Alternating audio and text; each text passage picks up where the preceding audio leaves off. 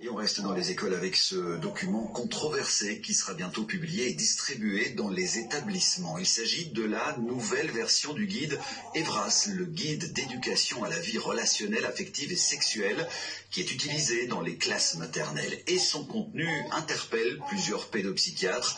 Ils estiment que certains passages sont inadéquats, voire dangereux pour les jeunes enfants. Chantal Monet et Pascal Noriega ont pu consulter ce document.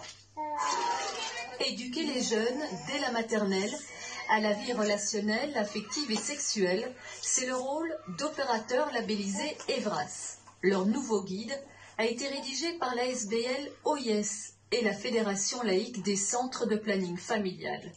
4 publics sont visés, les 5-8 ans, 9-11 ans, 12-14 ans et les 15-18 ans. Un guide qu'a parcouru cette pédopsychiatre spécialiste de la petite enfance. Il y a des parties qui sont très très bien faites, et je tiens à le souligner, mais il y a aussi des parties qui ne répondent pas du tout aux besoins des enfants, mais qui pensent y répondre évidemment, mais qui répondent à des questions que les enfants ne se posent pas. Exemple, l'identité sexuelle.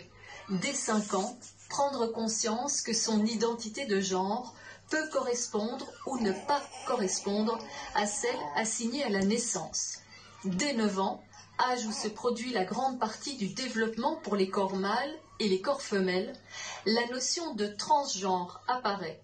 Il s'agit d'informer l'enfant sur la possibilité de prendre des hormones ou de recourir à des opérations chirurgicales. Il y a évidemment un risque d'intrusion psychique chez l'enfant qui est potentiellement traumatique, avec un risque de conséquences sur la santé mentale au long terme et même sur la vie sexuelle d'adulte. Et de toute façon, l'enfant qui ne se sent pas dans le bon corps va de toute façon le manifester à un moment donné de manière assez spontanée en fait. Et donc, il ne faut pas faire d'une rareté une généralité.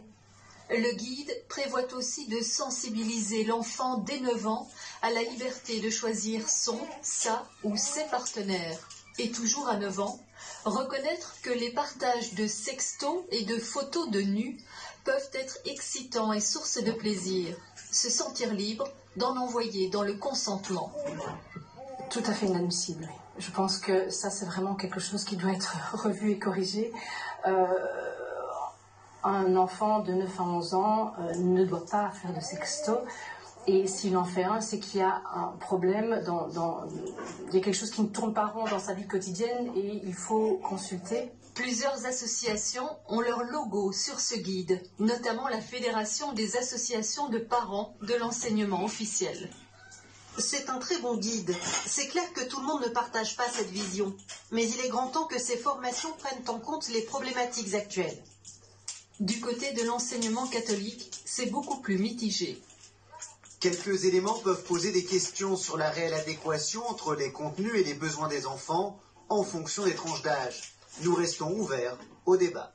Les associations de parents de l'enseignement catholique évoquent un dossier problématique et disent avoir été mises devant le fait accompli. Au cabinet de la ministre de l'Enseignement, on nous répond que le document n'est pas encore finalisé.